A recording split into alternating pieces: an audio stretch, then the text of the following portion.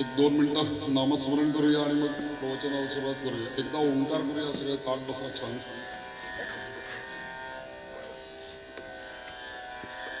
3 वेळेला ओम करूया आणि मग नामस्मरण करूया.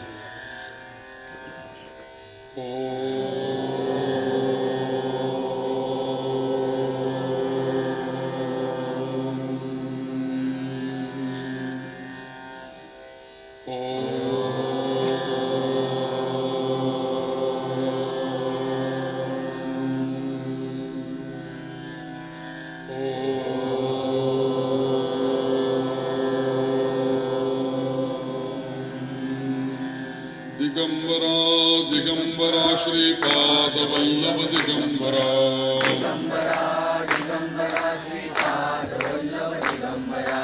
दिगंबरा दिगंबरा श्रीपाद वल्लभ दिगंबरा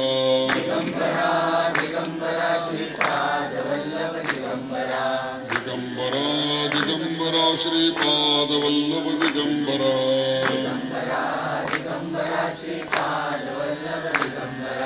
दिगंबरा दिगंबरा श्रीपाद वल्लभ दिगंबरा दिगंबरा दिगंबरा श्रीपाद वल्लभ दिगंबरा दिगंबरा दिगंबरा श्रीपाद वल्लभ दिगंबरा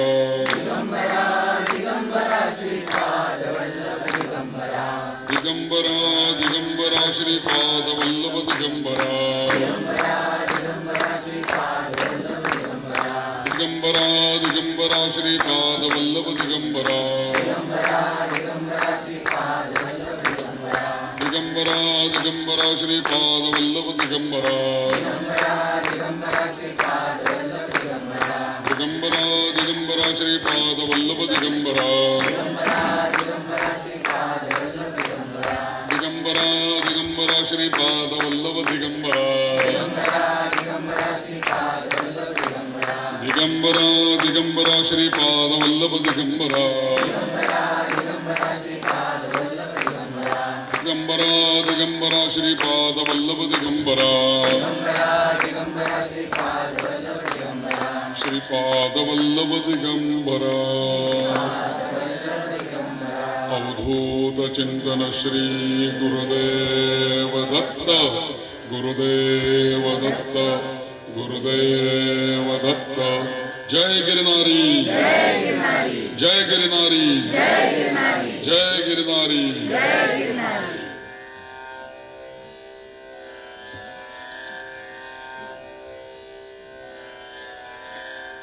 गिरनारी दत्त मंडळ ट्रस्ट आपल्या मंडळातर्फे अत्यंत चालू असलेलं सुंदर आणि मोठं असं अनुष्ठान अतिरुद्र या अनुष्ठानाच्या अंगभूत असलेली देवता भवानी शंकर महारुद्र आपली उपास्य देवता गिरनारी दत्त दत्त गुरुदेव यांच्या चरणी अभिवादन करतो. तसंच आपल्या सर्वांचं प्रेरणास्थान आदर्श असं स्थान प्रातस्मरणीय प्रमोद काका त्यांना अभिवादन करतो. आणि तुमच्यासारखा इथे जे काही आता उपस्थित आहेत सगळे दत्त भक्त भगिनी आणि बांधव त्यांना सगळ्यांना अभिवादन करतो. आणि आजचं प्रवचन पुष्प आता 2-3 दिवस मला बोलायचं पुढे, त्यामुळे आज आता विषय सुरू करू, कसा होईल तसा पुढे हे करूया.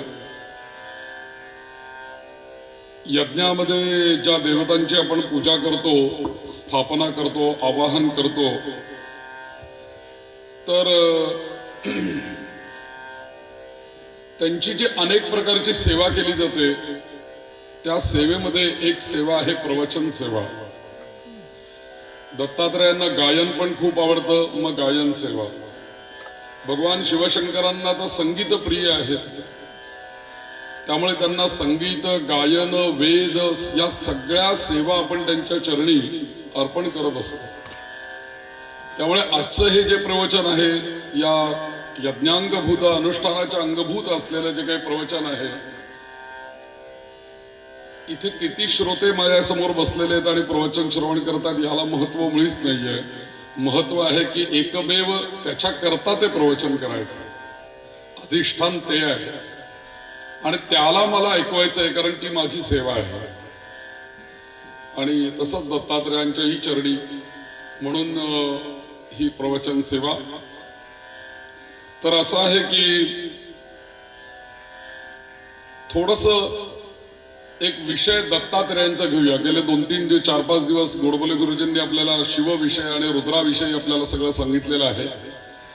पण आपलं जे उपास्य दैवत आहे दत्त, या दत्ताविषयी थोडस बोलायला मी सुरुवात करतोय आज.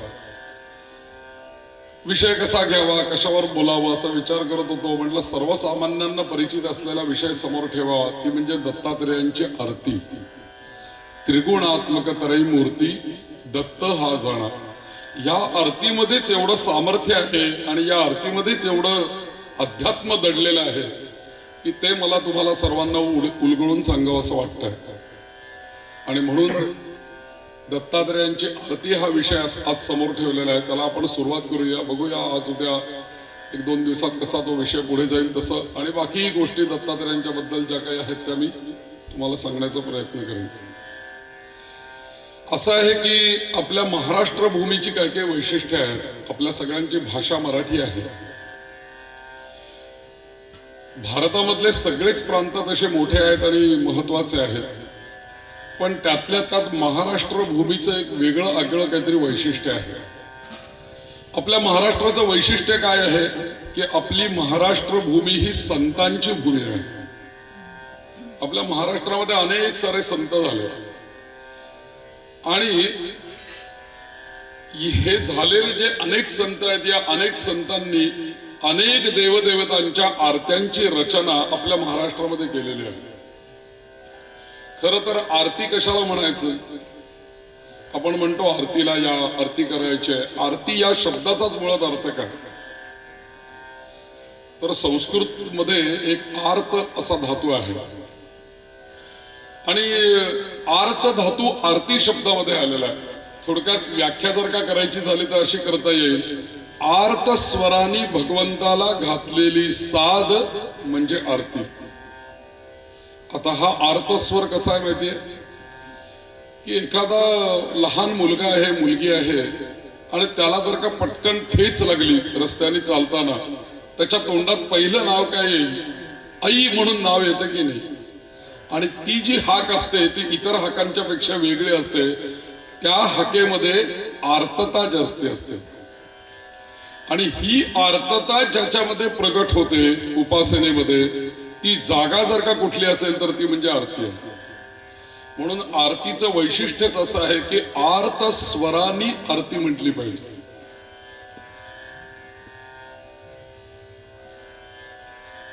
असं भगवंताने आपल्याला सांगितलेलं आहे की नाहम वसामी वैकुंठे नाहम वसामी योगिनाम हृदये मद भक्ताः यत्र गायन्ति तत्र तिष्ठामि नारद.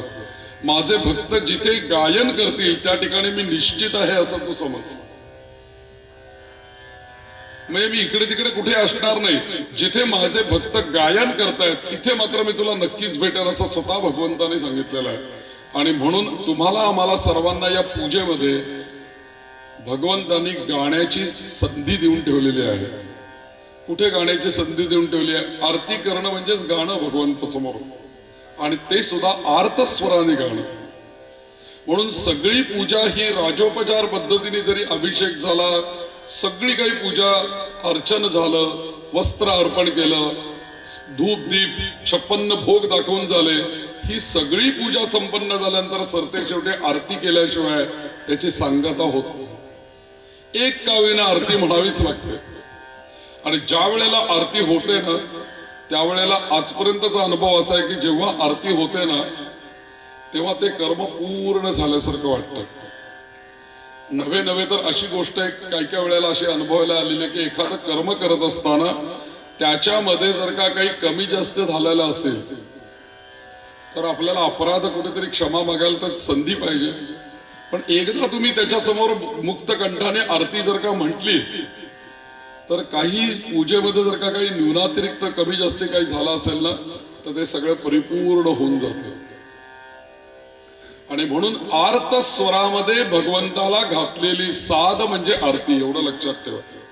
आजकाल आता आरती म्हणायची म्हटलं ना आणि महाराष्ट्र भूमीचं वैशिष्ट्य असं आहे की सगळ्या संतांनी आरत्या केल्या आणि त्याचा सर्वदूर प्रचार झालेला आहे.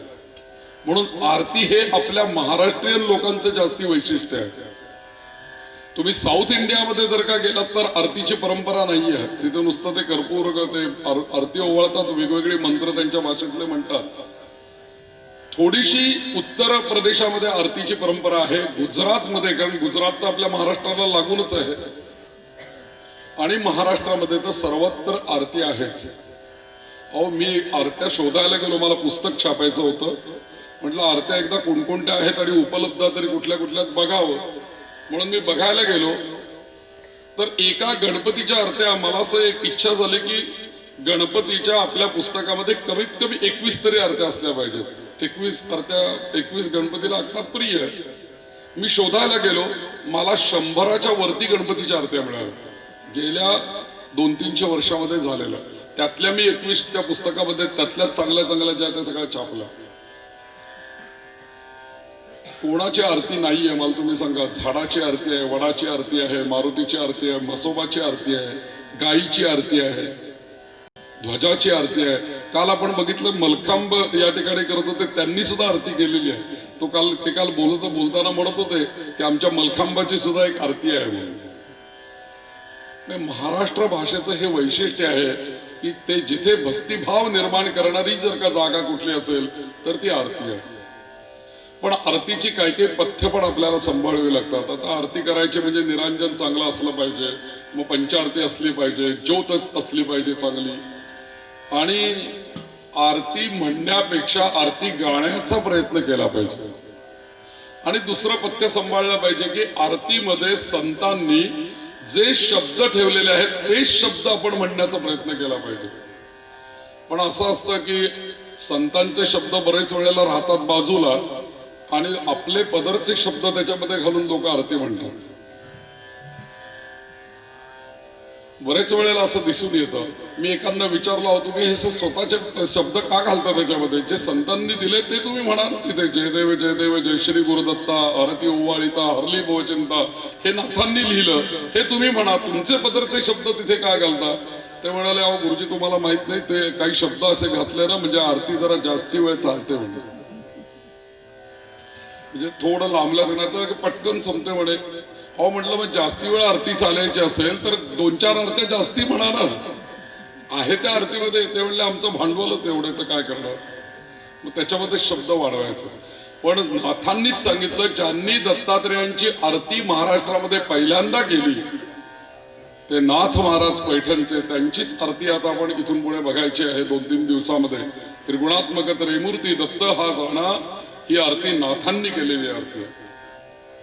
आणि नाथ महाराजांपासूनच ही आरती नव्हे तर दत्त संप्रदायाचा जास्तीत जास्त प्रचार आणि प्रसार आपल्या महाराष्ट्रामध्ये जर का झाला असेल तर तो नाथांमुळे झालेला आहे. आणि म्हणून नाथांनीच आपल्याला एक गोष्ट सांगितली की जर का संतांच्या शब्दांमध्ये तुम्ही जर का दुसरे शब्द योजना केले तर ते कसं होईल माहितीये का? सोन्याच्या ताटामध्ये नरोती ठेवल्यासारखं होईल म्हटलं. सोन्यासारखे शब्द आहेत. जयदेव जयदेव जयवम जय मंगल मूर्ती, दर्शन मात्रे मन कामना पूर्ती, एवढाच शब्द समर्थ रामदास स्वामींनी ठेवला. पण आपण त्याच्यामध्ये काय काय म्हणतो बघा. जयदेव जयदेव जय मंगल मूर्ती, दर्शन मात्रे मन, स्मरणे मात्रे मन, आणखीन काही जयदेव जयदेव जय मंगल मूर्ती, हो श्री मंगल मूर्ती. दर्शन मात्र म्हणजे अजून 2 शब्द वाढले. पण आरतीचा शब्द आणि शब्द, त्यातला भाव आणि त्या मोजक्याच शब्दामध्ये त्या देवतेचं वर्णन आणि त्या देवतेसमोर प्रस्ताव जो ठेवलेला आहे संतांनी की आम्हाला या देवतेने काय द्यावं, हे बरोबर त्या आरतींच्या शब्दामध्ये. आणि आरती बहुतेक सगळ्यांना येतात सगळ्या आरत्या असं नाही, पण आरतीचं वैशिष्ट्यच असं आहे की बाकी काही जरी नाही आलं ना तरी जयदेव जयदेवाला सगळे सामील होऊन जातात. बाकी काही नाही आलं तरी तेवढं म्हणतात लोक. पण आरती ही प्रत्येकाने आपल्या घरामध्ये वास्तूमध्ये आज मंगल असं मय वातावरण निर्माण व्हावं, आपल्या घरामधल्या सगळ्या कुटुंबाचं एकमेकांशी चांगलं जमावं, आणि आपल्या कुटुंबामध्ये ऐक्य असावं असं ज्याला ज्याला वाटतं ना त्यांनी आपल्या घरामध्ये रोज मोठ्यांदी संध्याकाळी आरती म्हणत चला. भले एक आरती म्हणा, 2 म्हणा, 3 म्हणा, पण सगळ्या कुटुंबाला एकत्र येऊन घरामध्ये आरती करत चला. त्याचा एक परिणाम असा चांगला होईल की घरामधलं ऐक्य वाढेल.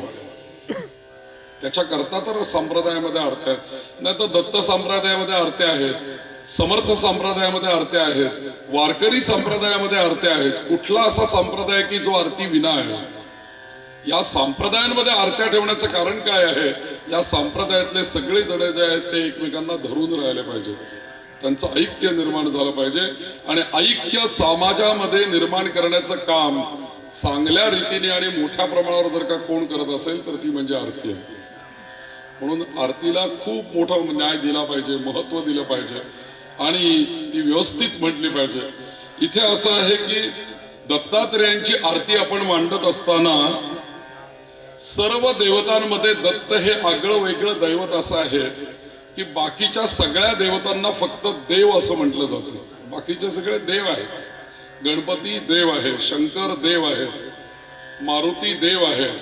परंतु दत्तात्रेयांचं वैशिष्ट्य असं आहे की दत्तात्रेयांना केवळ देव असं म्हणत नाहीत, तर दत्तात्रेय हे गुरु पण आहेत.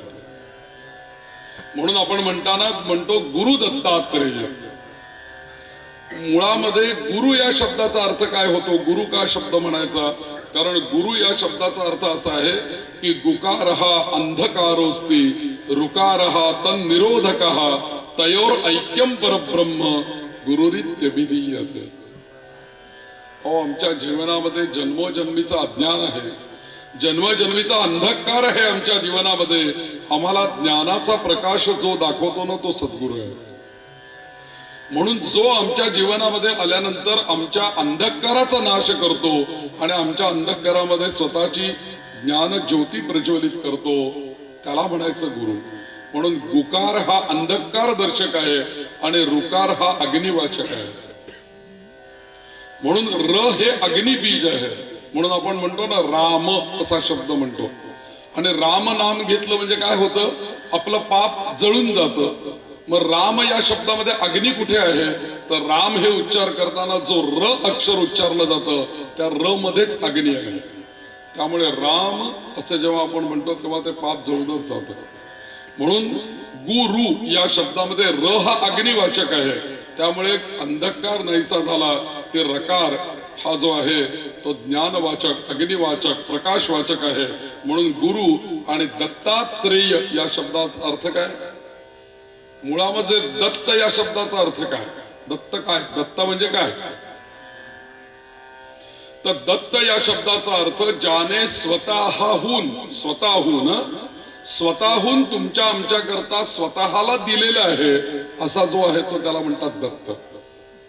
स्वतःहून तुमच्या करता महाराज प्रगट झालेले आहेत. स्वतःहून ते तुमच्या आमच्या कल्याणाकरता देवता तत्व, सूक्ष्म तत्व आणि मानव याच्या मधला दुवा जर का कुठला असेल तर हे दत्तात्रेय तत्व आहे. आणि म्हणून तुमच्या आमच्या कल्याणाकरता हा अवतार साकारलेला आहे. म्हणून दत्त हे केवळ दैवत नाहीये, तर दत्त हे गुरु पण आहे. म्हणून गुरु आणि दत्त आत्रेय या शब्दाचा अर्थ असा झाला की हे आत्री ऋषींचे चिरंजीव आहेत, म्हणून यांना आत्रेय असं होतं. यांना दिगंबर पण म्हणतात. दिक अंबर, दिक म्हणजे दिशा, अंबर म्हणजे वस्त्र. ज्याने हे संपूर्ण विश्वची माझ आहे. खरं दत्तात्रय कुठे नाहीये, सगळीकडे आहे. मग ज्याने हे संपूर्ण विश्वाच्या 8 दिशा वस्त्र म्हणून ज्या देवाने धारण केल्या ना तो दिगंबर आहे. अजून एक काकांच्या मुखामध्ये शब्द असतो, प्रवचनामध्ये मी बऱ्याच वेळेला ऐकलेला आहे, तो अवधूत असं म्हणतात काका. दत्तात्रेयांचंच नाव आहे अवधूत. का अवधूत म्हणायचं? काय शब्दाचा अर्थ आहे अवधूत या शब्दाचा अर्थ काय? अवधूत याच्यामध्ये बघा 4 अक्षर येतात. अ व धू त 4 अक्षर येतात. प्रत्येक अक्षराचा अर्थ वेगळा आहे. का दत्तात्रेयांनाच आपण अवधूत म्हणायचं?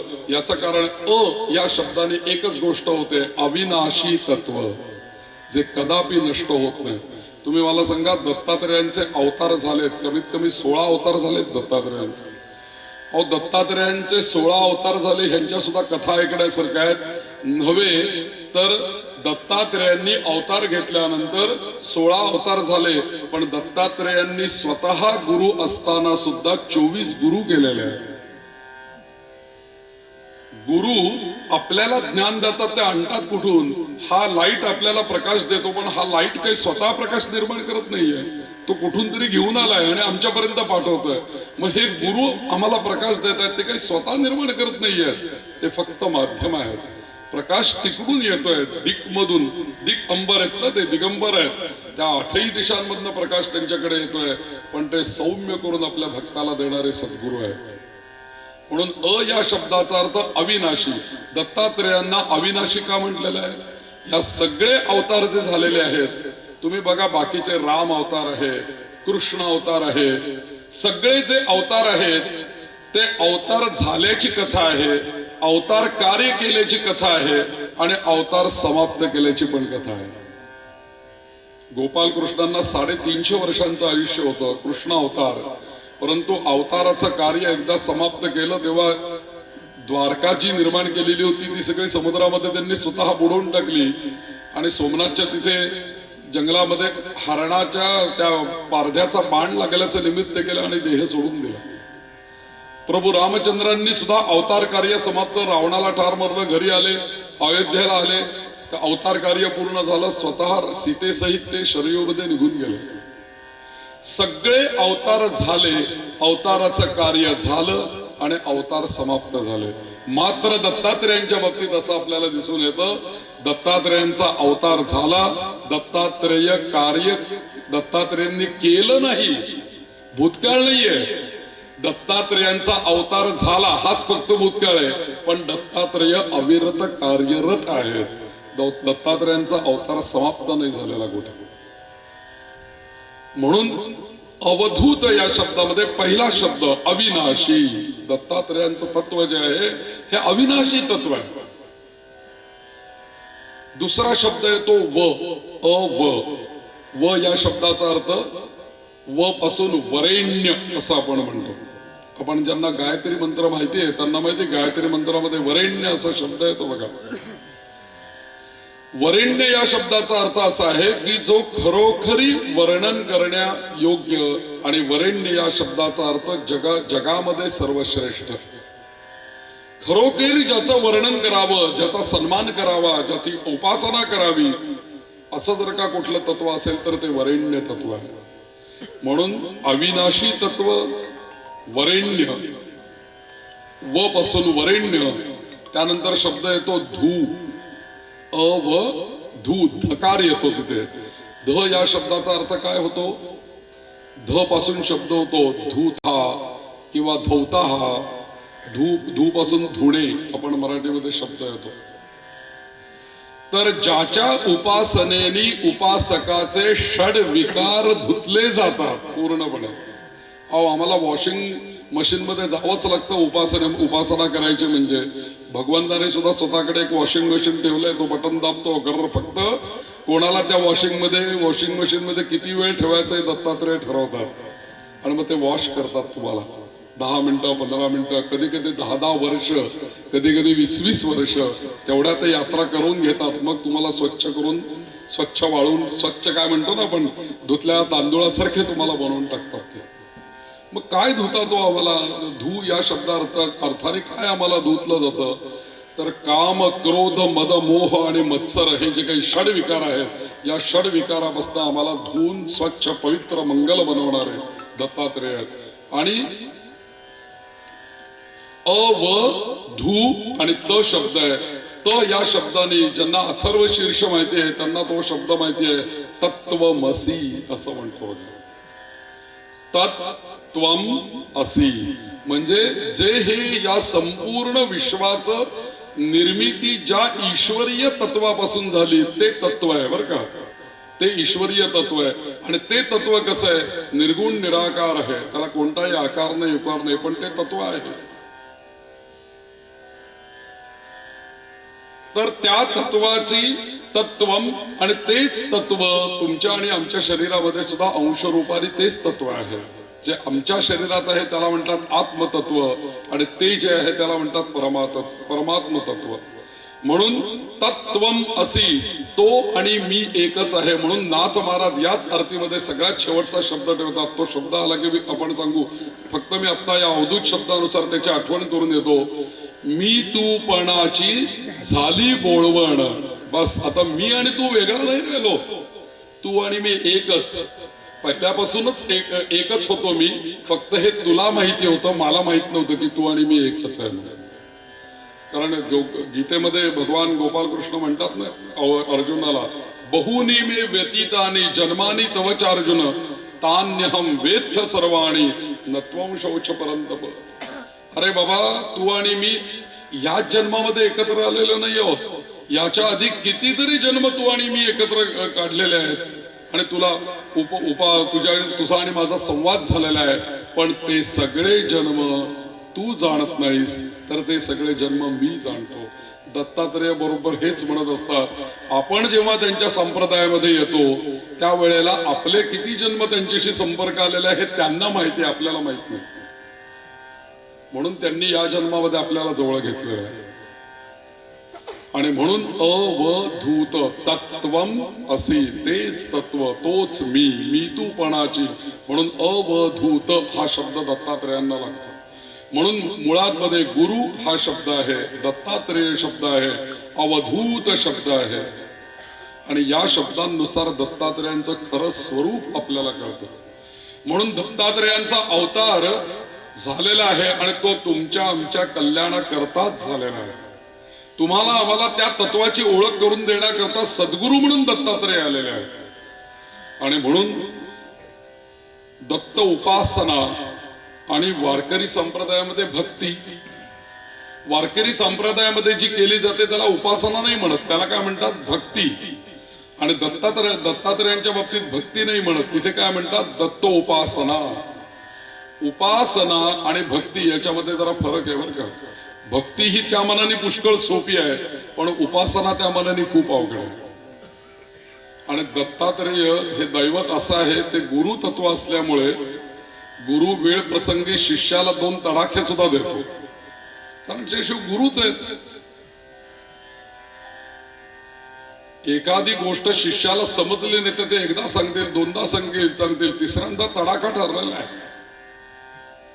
म्हणून गुरुतत्व हे जरा कठीणच आहे. आणि म्हणून गुरुतत्व आपल्याला समजावून घ्यायचं असेल तर दत्त संप्रदायामध्ये मुख्य काय आहे, तर दत्त संप्रदायामध्ये मुख्य आहे उपासना. उपासनेला फार महत्व आहे. आणि उपासना या शब्दाचा तरी अर्थ काय हो? उप म्हणजे जवळ, आणि आसना म्हणजे त्याच्या जवळ राहणे सातत्याने. हीच उपासना आहे ना. सबाह्य अभ्यंतरी तू एक दत्त. अहो, आतही तेच आहेत आणि बाहेरही तेच आहेत, हे त्याच्याच सान्निध्यात. फक्त त्याची सतत जाणीव असणं हे त्यांच्या जवळ राहणं. म्हणून उपासनेमध्ये आपण उपवास शब्द म्हणतो की नाही. आता आपल्याला उपवास प्रसिद्ध म्हटलं की खिचडी डोळ्यासमोर येते. साबुदाणे वडे खिचडी हे आपल्याला डोळ्यासमोर येते. पण मुळात उपास म्हटलं, अहो तो फराळ शब्द सुद्धा कसा गरगरीत आपल्या मराठीमध्ये तयार केला बघा ना. उपास म्हटलं की फराळ, अहो तो म्हणताना सुद्धा असं तोंड गोल होतंय हो. फराळ असं आ केल्याशिवाय ते होतच नाही. तो शब्द पूर्ण गरगरीत होऊन जाते तोंड. पण वस्तुतः उपास आणि उपासना याच्यामध्ये दोन्ही याच्यामध्ये शब्द एक समान आहे. उप म्हणजे जवळ, उप आसना, आणि उपवास, वास म्हणजे त्याच्या जवळ राहणे. म्हणून काय करायचं असतं, ज्या दिवशी आपला उपवास असेल ना त्या दिवशी शरीराचे धर्म सगळे बंद करायचे असतात. पूर्ण शरीराला विश्रांतीच देऊन टाकायची. आता खाणं पिणं वगैरे तो विषय नाही. म्हणून आहार बंद. आणि मग आता काय काम, तर आता संपूर्ण आपल्या काया वाचा मनसा त्या देवाच्या सान्निध्यात राहणं, याचा नाव उपवास आहे. नाहीतर जर का खिचडी खाऊन आणि साबुदाण्याचे वडे खाऊन जर का देवच पावायचा असताना, तर आमचे हे एक पुणेकर म्हटले होते एकदा की जर का साबुदाणा खाऊन जर का देव पावायचा असेल तर ते म्हटले आधी साबुदाण्याच्या फॅक्टरीवाल्याला देव पावला असता ना. तो पोत्यानी साबुदाणा तयार करतोय, मग आम्हाला कधी देव पावा. तर आहारामध्ये देव नाहीये, तर त्या दिवशी आपण उपासना करणं ही त्यातली महत्वाची आहे. म्हणून दत्त संप्रदायामध्ये उपासनेला खूप मोठं महत्व आहे. दत्तात्रेयांची उपासना आहे आणि दत्तात्रेय कठोर परीक्षा घेतात. आणि आपल्या महाराष्ट्रामध्ये जर का आपण संप्रदाय बघितले तर आज सर्वसाधारणपणे आपल्याला महाराष्ट्रामध्ये 3 संप्रदाय आपल्याला मोठे असे दिसतात बघा. त्यापैकी एक आहे सर्वात मोठा संप्रदाय, तो म्हणजे वारकरी संप्रदाय. ते आज जो पंढरीची वारी तुम्ही बघा किती लोक जात असतात, केवढा मोठा संप्रदाय महाराष्ट्रामध्ये असतो. तो एक संप्रदाय म्हणजे वारकरी संप्रदाय. दुसरा संप्रदाय आहे समर्थ संप्रदाय म्हणजे सज्जनगडाचे समर्थ रामदास स्वामी. आणि तिसरा संप्रदाय तेवढाच मोठा आहे दत्त संप्रदाय. असे 3 संप्रदाय म्हणजे आपल्या या संपूर्ण महाराष्ट्रातल्या या त्रिवेणी नद्या आहेत असं तुम्ही आपण समजूया. आपल्या महाराष्ट्रामध्ये या 3 संप्रदायांचा त्रिवेणी संगम आहे. कुठलाही मनुष्य या 3 संप्रदायापैकी कुठेतरी असतोच बघा तुम्ही. एक तर तो दत्त संप्रदायात असेल, समर्थ संप्रदायात असेल, नाही तर वारकरी संप्रदायात असेल. कुठला तरी संप्रदाय याचा अर्थ त्याचं त्या मार्गाने उपासना करून तिथपर्यंत जाणं. म्हणून हे 3 संप्रदाय आहेत. आणि या संप्रदायांमध्ये जे नाथ महाराज ज्यांनीही दत्तात्रेयांची आरती केली त्या नाथ महाराजांचं वैशिष्ट्य असं आहे की हे नाथ महाराज, तुम्ही पैठण तुम्हाला सगळ्यांना माहिती असेल, औरंगाबादच्या पुढे जे पैठण आहे नाथांचं पैठण गोदावरीच्या किनारी, त्या ठिकाणचे हे नाथ महाराज सर्वसाधारणपणे 13व्या-14व्या शतकामध्ये नाथांचा अवतार कार्य आहे. पण हे नाथ महाराज त्या ठिकाणी त्यांच्या घरामध्ये मुळामध्ये सूर्योपासना चालू होती. म्हणजे खरे ते सूर्योपासक. ही सूर्योपासना चालू असताना पुढं या नाथांच्या वरती दत्त संप्रदायाचे सगळे संस्कार झाले. कसे झाले तर या नाथांना जनार्दन स्वामी नावाचे जे सद्गुरू भेटले जीवनामध्ये, ते जनार्दन स्वामी दत्तोपासक होते. आणि त्या जनार्दन स्वामींच्याकडे हे नाथ महाराज गेल्यानंतर त्यांना या दत्त संप्रदायाची दीक्षा मिळाली. आणि मग या नाथांच्या जीवनामध्ये दत्तांची उपासना सुरू झाली. पुढे असं कौतुक झालं की मुळामध्ये असलेली सूर्योपासना ती तर चालूच होती. त्यानंतर जनार्दन स्वामी सद्गुरू भेटले, त्यांच्याकडनं दत्तोपासना सुरू झाली. आणि मग एक दिवशी हे जनार्दन स्वामी या नाथांना म्हणाले, अरे तू आता बाळा माझ्याकडे आता तू खूप दत्तोपासना केलीस, आता नुसती दत्तोपासना आणि नुसती उपासना करून सामाजिक काही काम काही होणार नाहीये. त्यामुळे तू समाजामध्ये जर का तुला तळागाळापर्यंत काम करायचं असेल तर तू आता थोडा वारकरी संप्रदायाचा अभ्यास कर. म्हणून नाथ महाराजांचं वैशिष्ट्य असं आहे की ते लहानपणापासून सूर्य संप्रदाय, दत्त संप्रदाय आणि शिवाय नाथ महाराज वारकरी संप्रदायाचे पण आहे. असे ह्या त्रिवेणी संगम म्हणजे सूर्य, दत्त आणि वारकरी संप्रदाय हा नाथांच्या जीवनामध्ये त्यांना लाभलेला आहे. एकंदरीत जर का पाहिलं आपण त्या नाथ महाराजांचं चरित्र खूपच अलौकिक असं नाथांचं चरित्र आहे. या नाथ महाराजांनी जी काही काव्य केली, भारूड म्हणून तुम्हाला माहिती आहे सगळ्यात, भारूड हे एकनाथ महाराजांनी केले. अगं अगं विंचू चावला विंचू चावला विंचू चावला हे जे आहे ना ते नाथ महाराजांनी केलेलं आहे. म्हणजे त्या भारुडातनं आपल्या हिंदू धर्माचं जे तत्वज्ञान आहे हे तत्वज्ञान त्यांनी तळागाळापर्यंत नाथांनी पोहोचवलेलं आहे. नाथांनी अनेक सारे अभंग केले. एकनाथी भागवत नावाचं भागवताच्या 11 स्कंदावरती लिहिलेली ओवीबद्ध टीका नाथांची प्रसिद्ध आहे. अनेक प्रकारच्या आरत्या केल्या एकनाथांनी. आरत्या किती केल्या तुम्हाला सांगू का? जेवढे म्हणून नाथांच्या आधी संत होऊन गेले त्या सगळ्या संतांच्या आरत्या नाथांनी केलेल्या आहेत. बरेच वेळेला लोक असं विचारतात की अहो ते आरती म्हणतात, ते आपल्याकडनं परंपरा केव्हा सुरू झाली हो आरती करण्याची? कोणी पहिली आरती केली आपल्याकडे आणि मग तेव्हापासून आरत्या सुरू झाल्या?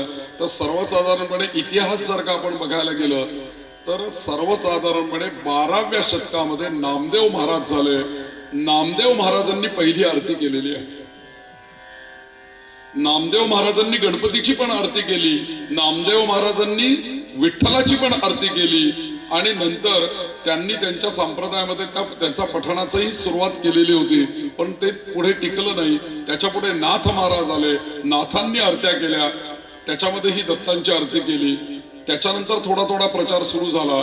त्याच्यानंतर तुकाराम महाराज आले. तुकाराम महाराजांनी काय की शरण शरण हनुमंता अशी आरती हनुमंताची तुकाराम महाराजांनी केलेली आहे. त्याच्यानंतर 16व्या शतकामध्ये समर्थ रामदास स्वामी जेव्हा आले तेव्हा समर्थांनी गणपतीची आरती मोरगावच्या तीर्थक्षेत्री पहिल्यांदा केली आणि नंतर स्वतःच्या संप्रदायामध्ये आरती गाण्याचा यांनी समर्थांनी सुरुवात केली. तेव्हापासून 16व्या शतकापासून आज आता बघा 2020व्या शतकामध्ये आपण प्रवेश करतो आहोत किंवा आहोत आता 20व्या शतकामध्ये. ते इथपर्यंत आरत्यांचा प्रगाढ प्रवास चालूच आहे. म्हणून नाथ महाराजांनी केलेली दत्तांची आरती प्रसिद्ध झाली. नामदेव महाराजांनी केलेली विठ्ठलाची आरती प्रसिद्ध झाली. युगे 28 विटेवरी उभा.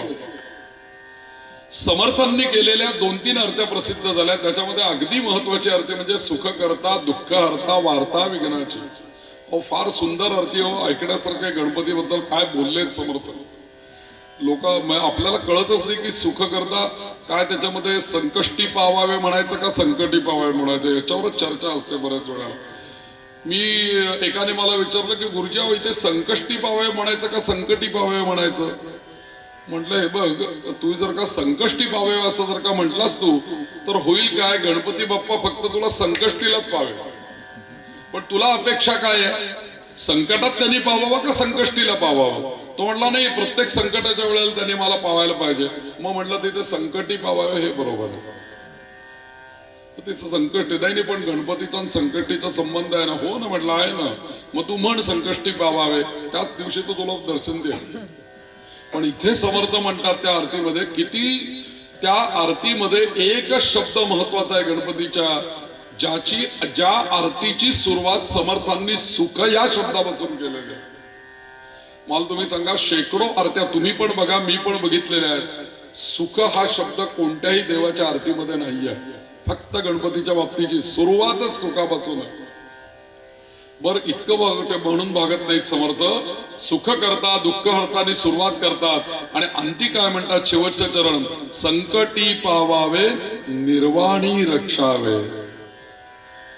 आरंभ ही गणपती आहे, समाप्ती पण गणपती आहे. अरे तू मला शेवटपर्यंत साथ दिली पाहिजेस. म्हणून त्वम साक्षात आत्मासी नित्यम, तो आमच्या बरोबरच आहे ना. आणि म्हणून समर्थांची गणपतीची आरती प्रसिद्ध झाली. लवथवती विक्राळा ब्रह्मांडी माळा ही समर्थांनी केलेली आरती शंकराची म्हणून प्रसिद्ध झाली. तसंच या नाथांची दत्ताची आरती प्रसिद्ध झाली. नरहरीची कुठली आरती प्रसिद्ध झाली माहितीये, दुर्गे दुर्गट भारी दुजविण संसारी.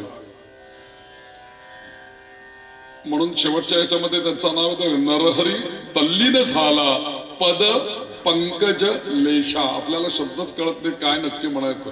तो शब्द आहे पद पंकज लेशा. हो, त्या देवीच्या आरतीमध्ये ते इतकी गंमत करतात लोक. ते दुसरं कडवं आहे ना देवीच्या त्रिभुवन भुवनी पाहता तुझं ऐसी नाही. शब्द बघा कसे, चारी श्रमलो परंतु न बोलवे काही. आता इथे नेमक्या भगिनी जर का आरती म्हणत असता म्हणायला उभ्या राहिल्या तर त्या बऱ्या चारी श्रमले म्हणतात, आणि बंधू सगळे उभे राहिले तर चारी श्रमलो म्हणतात. चारी श्रमलो परंतु न बोलवे कावे. आंबे तुझं वाचून चारी शर्मले परंतु त्रिभुवन भोनी पाहता तुझा ऐसे नाही. चारी शर्मले परंतु न बोलवे काही. साही विवाद करता पडले प्रवाही. इथे पडलो प्रवाही म्हणतात. साही विवाद करता पडलो प्रवाही, पडले प्रवाही. ते तू भक्ता लागी पावसी लव लाही. इतके सुंदर शब्द आहेत. खरं तर वस्तुतः ही आरती म्हणत असताना आहे ना, हे त्रिभुवन भुवनी पाहता हे जे काही वर्णन नरहरी केलेलं आहे, हे असंच वर्णन आहे की त्रिभुवन भुवनी पाहता तुझं ऐसी नाही. या संपूर्ण त्रिभुवनामध्ये मी बघितलं, देवी माते तुझ्यासारखी कोणी नाही ग या जगामध्ये. तुझं ऐसी नाही. आणि साही विवाद करता पडले प्रवाही. साही विवाद करता याचा अर्थ 6 शास्त्रांनी ठरवलं की भगवतीचं वर्णन करावं, पण ते सुद्धा वाहून गेले ग वर्णन करता करता. साही विवाद करता पडले प्रवाही. पण अशी एवढी श्रेष्ठ असलेली भगवती माते तू काय करतेस, ते तू भक्ता लागी पावसी लवलाही. आमच्यासारखा भक्तांनी तुला जर का आर्त भावाने साथ घातली ना, तर तू किती वेळात मला येऊन भेटेस, किती वेळात तू मला कृपा करतेस. एकच शब्द वापरला, लव लाही. लव कशाला म्हणायचं? अहो, एका मिनिटाचे 60 भाग सेकंद, 60 सेकंद. एका सेकंदाचे 60 भाग जर का केले तर त्याला म्हणायचं क्षण, आणि एका क्षणाचे 60 भाग जर का भाग केले तर त्याला म्हणायचं लव. किती वेळात भगवंताचं दर्शन होतं आपल्याला, किती वेळात भगवंत आपल्यापर्यंत पोहोचतो, आपण गणनाच करू शकत नाही. काकांना विचारा, भगवतीच्या गुहेमध्ये राहिले तेव्हा भगवतीने काकांचं कसं रक्षण केलंय रात्रभर. तिला नुसतं माता म्हणून तुम्ही शरण जा, तिच्या कुशीमध्ये जाल, ती वेळ पण नाही, ती तुमच्या जवळच आहे असं वाटतं.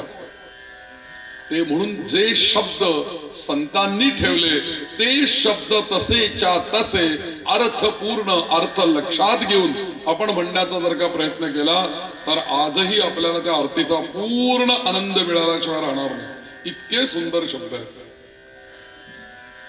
म्हणून आरतीचा विचार आर्त स्वराने पण करायचा, शुद्ध स्वरूपामध्ये आरती गाण्याचा प्रयत्न करायचा, आणि आरती शुद्ध म्हणत असताना चांगल्या स्वरामध्येही म्हणण्याचा प्रयत्न करावा. गायची आरती मुक्त कंठाने आणि दिल खुलास भगवंताला साथ घालायची. ये रे बाबा तू पावसी लवला आहे. आणि शेवटच्या कडव्यामध्ये बघा देवीचा शब्द आहे, प्रसन्न वदने प्रसन्न होसी निज दासा, क्लेशापासून सोडी तोडी भवपाशा, अंबे तुझ वाचून कोण पुरविल आशा. इथे प्रश्नचिन्ह आहे. अंबे तुझ वाचून कोण पुरविल आशा. नरहरी, पण मला काही आता आशा काही कोण तुझ्याशिवाय कोणी नाहीच आहे, मला काही, मी प्रश्नच ठेवत नाही. नरहरी तल्लीन झाला पद पंकज लेशा. पद म्हणजे पाय, पंकज म्हणजे कमळ. तुझ्या चरण कमलाचा अभिलाषी मी आता होऊन गेलेलो आहे. माझ्या जीवनामधलं प्रश्नचिन्ह संपलं. बस हे आरतीमध्ये मागितलंय. म्हणून संकटी पावावे निर्वाणी रक्षावे. प्रत्येक आरतीचा शेवट कसा केलेला आहे संतांनी बघा. काय ठेवलाय शब्द देवासमोर आणि काय मागितलंय. तुम्ही त्या भावानी शरण गेलं पाहिजे, म्हणजे तुम्हाला त्या आरतीचं खरं रहस्य कळेल. काय मागायचंय देवाकडे. बरेच वेळेला असं होतं ना की आपल्याला काय मागावंच कळत नाही. हो, देवाला देव भेटला तर एकाला मी खरं विचारलं, देव आता प्रत्यक्ष जर का उभे राहिले तुझ्या समोर, दत्त महाराज तू काय मागणार त्यांना. यादी जरी किती मोठी वाचली तरी ते म्हणतील मी तुझ्या समोर एक लव एक सेकंद उभा राहणार आहे. तू यादी मोठी जर का घेऊन गेलो वाचायला तुला 2 मिनिटं लागतात. ते 1 सेकंदाच्या एवढ्या साठा मागायचं की तुझ्या समोर उभं राहणार. तू यादी कशी वाचून दाखवणार त्यांना. काय मागणार आपण त्यांच्याकडे. काही मागावं लागत नाही, हेच तर मागायचं. काही मागावं लागत नाही, ते भेटणं हेच मागितलं, विषय संपला. ते आम्हाला भेटणं हीच तर मी तूपणाची झाली बोळवण. बस याच्याकरता तर एवढा सगळा याच्यासाठी केला होता अट्टाहास, त्याच्याकरता तर अट्टाहास. आता काय मागायचंय मला, काही मागायचं नाही. आणि मला काय पाहिजे हे माऊलीला सांगावं जर का लागलं तर ती माऊली कसली हो. मुलाला आईला काही मागावं लागलं तर ती माऊली कशी म्हणायची. अहो, मुलगा बाहेरून जर का आला तर त्याच्याकडे नुसतं आईने नेत्र कटाक्ष नुसतं बघितलं तरी सुद्धा माऊलीला कळून जातं की याला काय पाहिजे. आपोआप कळतं. ह्यालाच तर माऊली म्हणतात ना. म्हणून दत्तराज माऊली, म्हणून भगवंताला माऊली. त्वमेव माताच पिता त्वमेव, त्वमेव बंधुश्च सखा त्वमेव. अरे तो मित्र पण आहे आपला, सखा आहे. त्वमेव माता, ते माता मातृस्वरूप पण आहे. त्वमेव बंधुश्च सखा त्वमेव, त्वमेव विद्या द्रविणं त्वमेव. मी आतापर्यंत जीवनामध्ये जेवढ्या सगळ्या विद्या मिळवल्या मला जगण्याकरता, पण या सगळ्या विद्यांच्या पेक्षा दाता तूच आहेस मोठा. द्रविणं त्वमेव, त्वमेव सर्वं मम देव देव. बस मला आता तूच एक आहे, बाकी काहीच नाही माझ्या जीवनामध्ये. म्हणून या सुद्धा गोष्टींमध्ये, या सगळ्या प्रत्येक गोष्टींमध्ये, म्हणून मी प्रवचनामधनं या सगळ्या सर्वसामान्य गोष्टी ज्या आहेत याच मी तुमच्यासमोर खूप मोठं काहीतरी तत्वज्ञान ठेवण्यापेक्षा जे जे साध्या साध्या गोष्टी आहेत याचाच आपण विचार केला तर ह्याच्यात आपल्याला आनंद खूप आहे. आणि त्या तुमच्या आमच्या नित्य जीवनातल्या गोष्टी आहेत ना या. त्यामुळे त्या जास्ती जर का आपण सुधारल्या तर जेवढे लोक प्रवचन ऐकतील तेवढे तरी म्हणतील नाही बाबा आपण दत्तात्रयांची आरती छान म्हणूया. बस एक 25 लोक, 50 लोक, 100 लोक जर का शुद्ध आरती म्हणायला लागले, कालांतराने 1000 लोक शुद्ध आरती म्हणायला लागतील. हेच तर अपेक्षित आहे. म्हणून या नाथ संप्रदाय नाथांनी काय केलं, दत्तात्रयांची पण उपासना केली, वारकरी संप्रदायांचं पण हे केलं आणि सूर्योपासना पण केली. आणि ज्या आरत्या केल्या त्या आरत्यांमध्ये सर्वात प्रसिद्ध अशी आरती जी काही केली त्या आरतीची सुरुवातच आहे त्रिगुणात्मक त्रैमूर्ती दत्त हा जाणा.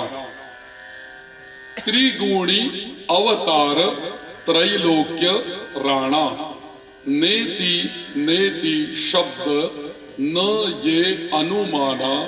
सुरवर मुनिजन योगी समाधी न ये ध्याना. एवढ्या कडव्याचा आपण एक थोडा विचार करू आज. बघा कसं आहे, सुरुवातच दत्तात्रयांच्या आरतीची नाथांनी केली त्रिगुणात्मक त्रैमूर्ती. दत्तात्रयांचं स्वरूप कसं आहे, वरती आपण पायऱ्या चढून गेल्यानंतर महाराजांच्याकडे जर का आपण बघितलं तर कसं दिसतात महाराज आपल्याला. त्रिगुणात्मक आहे, त्यांना 3 मुख आहेत. त्रैमूर्ती, 3 मूर्तींची एक मूर्ती झालेली आहे. मग त्रिगुणात्मक त्रैमूर्ती या 3 गुणांचा आणि 3 मूर्तींचं एक स्वरूप झालं. त्याला काय म्हणायचं, त्याला म्हणायचं दत्त हा जाणा. याचा दत्त स्वरूप आहे. मग हे त्रिगुण कुठले, तर आपण अथर्व शीर्षामध्ये म्हणतो बघा त्वम गुणत्रयातीतः. आणि आपल्याला माहिती सगळ्यांना की आपल्या प्रत्येकाकडे 3 गुणांची सगळी ही प्रकृती आहे. त्यातला पहिला गुण कुठला आहे, सत्वगुण, रजोगुण आणि तमोगुण. पत्रिका बघायला गेल्यानंतर सुद्धा लग्न ठरवायला गेलं ना की 3 गुण असतात बघा. एक राक्षस गुण, एक मनुष्य गण आणि एक देवगण. पत्रिका जुळवताना बघता तसं हे 3 गुण प्रत्येकाला, प्रत्येकाच्या ठिकाणी हे 3 गुण आहेत, सत्व, रज आणि तम. पण भगवंताचं स्वरूप या 3 गुणांवर अवलंबून नाहीये, तर या 3 गुणांच्याही पलीकडे त्याचं स्वरूप आहे. मग या 3 गुणांचे 3 अधिपती आहेत. ते अधिपती कुठले, तर सत्व गुणाचे अधिपती आहेत भगवान महाविष्णू, रजोगुणाचे अधिपती आहेत ब्रह्मदेव आणि तमोगुणाचे अधिपती आहेत भगवान शिवशंकर. म्हणून हे त्वम गुण तुम्हाला बरेच वेळेला असं आपण बघा गणपतीला दुर्वा वाहतो बघा, है ना, चांगलं निवडून अशा वाहतो. 3-3 पानांची एक दुर्वा करतो. आणि आता सुद्धा रोज आपण बेलाची 3 पानांचं एक पान असतं बघा बेलाचं, आणि ते वाहताना सुद्धा आपण कसं वाहतो, पालथं वाहतो. प्रत्येक गोष्ट देवाला कशी व्हायची याचं एक शास्त्र ठरलेलं आहे. बेल हा कधीही असा उपडा वाहत नाही, बेल हा कायम पालथा व्हायला पाहिजे. आणि जी गोष्ट देवाला व्हायची आहे त्याचं वैशिष्ट्य असं आहे की त्या फळाची, फुलाचं जे काही देठाचा भाग आहे तो देवाकडे करायचा. म्हणजे फुल सुद्धा वाहताना देठाची बाजू देवाकडे करायची आणि उमललेली बाजू आपल्याकडे करायची. दुर्वा सुद्धा वाहताना दुर्वांच्या मुळाची बाजू देवाकडे करायची. आणि ते दुर्वा निवडताना बघा आपण 3-3 पानांच्या दुर्वा निवडतो आणि त्या गणपतीला वाहतो. त्याच्यामध्ये आपल्याला बरोबर लक्षात येईल बेलाच्या पानामध्ये किंवा दुर्वांच्या मध्ये हे 3 गुण तुम्हाला बरोबर दिसतील. दुर्वांना 3 पानच का असतात याचं कारण ही 3 पानं म्हणजे सत्व, रज आणि तम आहेत. पण ही 3ही पानं शेवटी एकाच देठाला मिळतात आणि तो देठ आपण गणपतीकडे करतो.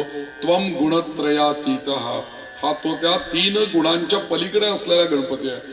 तसंच भगवान शिवशंकरांचं आहे. 3 बेलाची पानं आहेत. भगवान शिवशंकरांचं तो वैशिष्ट्य असं आहे, बेलाची पानं म्हणजे भगवान शिवशंकरांचे नेत्र असल्याचं प्रतीक आहे बरं का. ते जर का पान तुम्ही असं सरळ आपल्या चेहऱ्यासमोर धरलं तर मधलं जे मोठं पान येतं तो मधला नेत्र आणि खालची जी 2 आडवी पानं येतात ते हे 2 डोळे. अशीच ती पानं आहेत, म्हणून ती वाहताना अशी पालथी व्हायची आहे. तर जेव्हा तुम्ही 3 दुर्वांची काडी जेव्हा गणपतीला वाहता तेव्हा त्वं गुणत्रयातीतः त्या 3 दुर्वांच्याही काड्यांच्याही पलीकडे त्या दत्तात्रयांचं स्वरूप आहे. त्रिगुणात्मक त्रैमूर्ती दत्त हा जाणा. त्रिगुणी अवतार त्रैलोक्य राणा. या 3 गुणांचा अवतार. दत्तात्रयांची जन्मकथा तुम्हाला माहितीच आहे. त्या तीन देवांच्या पासून ज्यांचा दत्त अत्री मुनींच्या घरी जन्म झाला, त्रिगुणी अवतार त्रैलोक्य राणा, पण यांचं स्वरूप कसं आहे?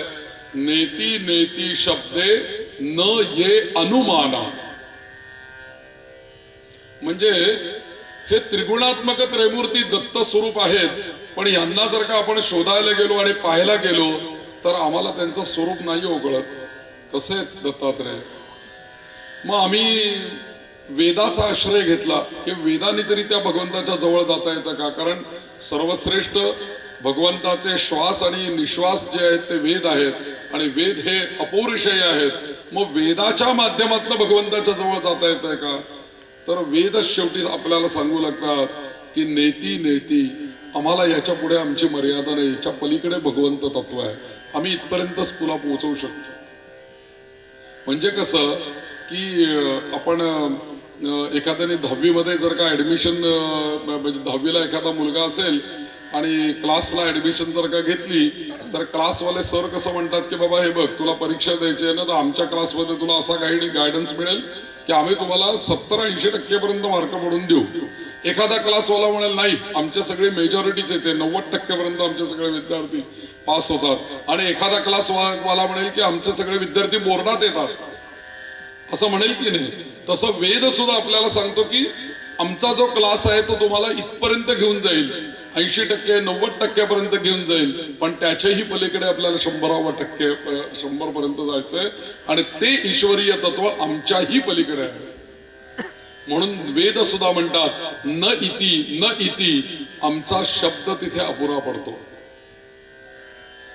मला नेहमी असं वाटतं की आपण जर का समुद्र किनारी जाऊन बसलो आणि कल्पना करा की समुद्र किनारी किंवा एखाद्या बोटीमध्ये बसून समुद्रामध्ये आतपर्यंत आपण गेलो की जिथे कुठेही आता जमीन दिसत नाहीये, अशा खोल समुद्रामध्ये आपण जर का गेलो तर, किंवा विमानामध्ये बसलो आणि विमान गेलं एकदा उंच, आता काहीच दिसत नाहीये, सगळं निळभोर आकाशच दिसतंय, खाली दिसत नाही, वरती दिसत नाही, काही नाही, सगळे ढग ढग ढग ढग सगळे दिसायला लागले. अशा वेळेला त्या समुद्राकडे किंवा त्या अवकाशाकडे बघून त्याचं जर का आपण शब्दांनी वर्णन करायचं जर का ठरवलं तर आपले शब्द किती अपुरे पडतात. आपण शब्दामध्ये त्याचं वर्णन करू शकतो, पण आपण वर्णनही करू, एखादी कविता पण लिहू त्या समुद्रावरती, त्या आकाशावरती किंवा त्या झाड सगळ्यावरती, पण शेवटी ती कविता वाचून झाल्यानंतर आपण हेच म्हणू ना की हे मी लिहिलंय पण हे अपुरं आहे बरं का, हे शब्दात नाही बसणार, हे त्याच्यापेक्षा खूप मोठं आहे म्हणून. ह्याची कल्पना तुला प्रत्यक्ष बोटीमध्ये बसून समुद्रात मध्यात जेव्हा तू जाशील तेव्हा तुला लक्षात येईल की हे नुसतं ईश्वराने निर्माण केलेल्या पंचमहाभूतांपैकी केवळ आपतत्व किती मोठं व्यापक आहे. हवा तर आपल्याला दिसत नाही, वायू तत्व आपल्याला दिसत नाही, अजून दिसतं काय? पृथ्वी तत्व, पण पृथ्वी तत्व सुद्धा पूर्ण दिसत नाही, अपतत्व सुद्धा पूर्ण एकाच वेळेला आपल्या डोळ्याला कुठे दिसतं.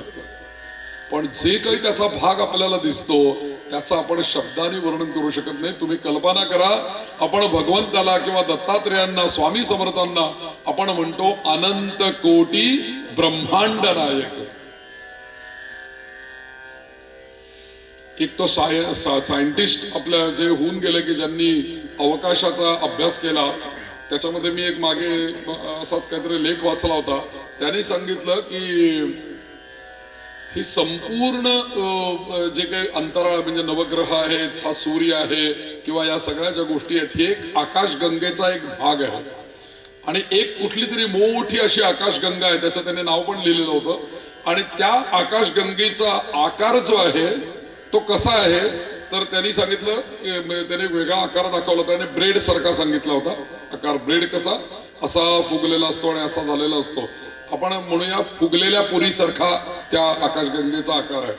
आणि त्या आकाशगंगेमध्ये एका टोकापासून दुसऱ्या टोकापर्यंत जर का प्रवास करायचं ठरवलं, विमानाने नाही किंवा यानाने नाही तर प्रकाश वर्ष वेग असलेल्या यानाने ठरवलं की या टोकापासून फक्त त्या टोकापर्यंत आपल्याला जायचं आकाशगंगेमध्ये, तर त्यांनी सांगितलं की फार काही वर्ष लागणार नाही. तो म्हणला फक्त 1500 प्रकाश वर्ष लागतील इकडून तिकडे जायला.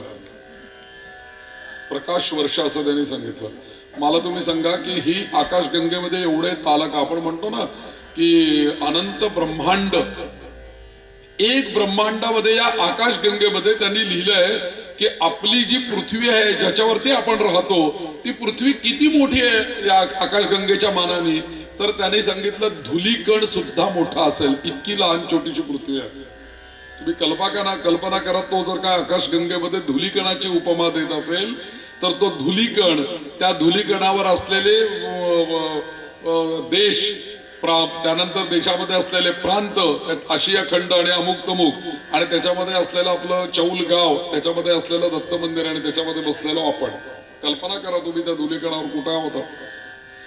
आणि अशी आकाशगंगेमध्ये कितीतरी सूर्य आहेत, कितीतरी चंद्र आहेत, कितीतरी ग्रह आहेत, आणि या सगळ्या भगवंताला आपण म्हणतो अनंत कोटी ब्रह्मांड नायक. अशी अनंत ब्रह्मांड ज्याच्यापासून निर्माण होतात, अनंत ब्रह्मांड ज्याच्यामुळे स्थित राहतात, आणि अनंत ब्रह्मांड ज्याच्यामध्ये परत विलीन होतात, असं जर का तत्व कुठलं असेल ना तर ते तत्व त्रिगुणात्मक त्रैमूर्ती दत्त हा जाणार, असं त्रिगुणी तत्व आहे.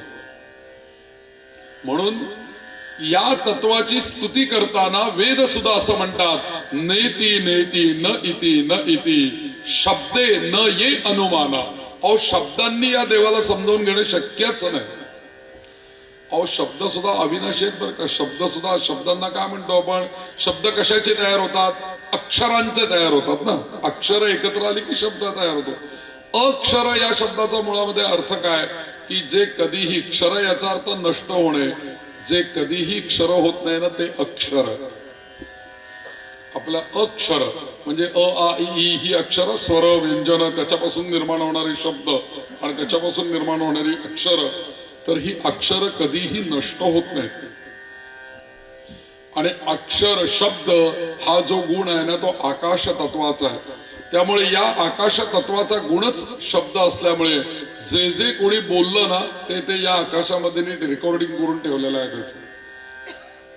आज मी एका असं वाचलं होतं की आता असं काही मशीन शोध किंवा कॉम्प्युटर किंवा असं काही गोष्टीचा शोध लावताय, सायंटिस्ट संशोधन करताय की भूतकाळामध्ये, मग त्यांच्या बाबतीत त्यांनी नेपोलियन त्या काळामध्ये काय बोलला असेल, इथे भाषण केलं असेल, तर ते शब्द आपल्याला कॅच करता येतात का, त्या अवकाशामध्ये ते शब्द आहेत, ते शब्द आपल्याला मिळतात का, म्हणून ते कॅच करण्याचं ते संशोधन करतायत. आता आपण एक विचार करूया, छत्रपती शिवाजी महाराज रायगडावरती काय बोलले असं आपण उदाहरण घेऊया. तर तिथे बोलल्यानंतर किंवा ते शब्द आपल्याला जर का ग्रहण करता आले तर आकाशाचा गुण हा शब्द आहे. आणि तो शब्द एकदा बोलला ना की तो म्हणतात ना की प्रत्यक्ष बाणाने शरीराला जखम होते, पण शब्दाने शरीराच्याही आत असलेल्या मनाला जखम होते. शब्द हे शस्त्र आहे. तर म्हणून अक्षर आणि या अक्षरांच्या पासून झालेली स्तुती किंवा शब्द किंवा कविता किंवा स्तुती याला सुद्धा मर्यादा पडते. आणि म्हणून वेद सुद्धा इथे दत्तात्रेयांच्या बाबतीमध्ये म्हणतात, नेती नेती शब्दे. आम्हाला त्या शब्दांनी तुझं तत्व नाही कळत, न ये अनुमाना, आम्हाला समजूच शकत नाही. पुढे असं सांगितलंय की ईश्वरीय तत्व, काही गोष्टी आपल्याला समजावून घेताना एकतर अनुमान करावं लागतं किंवा शब्द प्रमाण धरायला लागतं किंवा प्रत्यक्ष प्रमाणाने आपल्याला ती गोष्ट समजावून घ्यायला लागते. उदाहरणार्थ समजा का सूर्य आमच्या